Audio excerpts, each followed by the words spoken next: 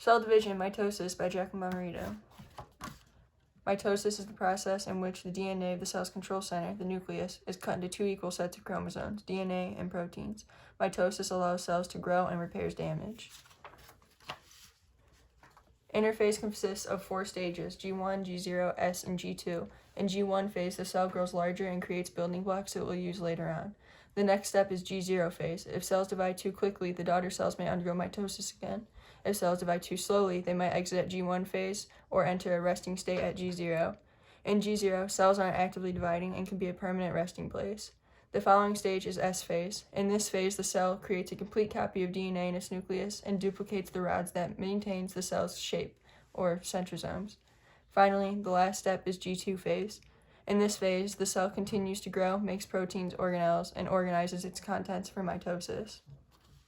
During M phase, cells divide the copied DNA to make 2 new cells, each with a complete set of chromosomes. In early prophase, chromosomes start to condense, and these noodle-like strings called spindle fibers begin to form. Their job is to organize chromosomes and split them apart. In prometaphase, the noodle-like strings begin to organize the chromosomes. The chromosomes are fully condensed, and the nuclear envelope, a membrane that holds genetic material, breaks down the condensed chromosomes. In metaphase, the noodle-like strings collect all of the chromosomes and line them up in the middle of the cell. The cell will then check to see if everything is lined up correctly. This is called spindle checkpoint. If it isn't correct, they will fix the problem before moving on.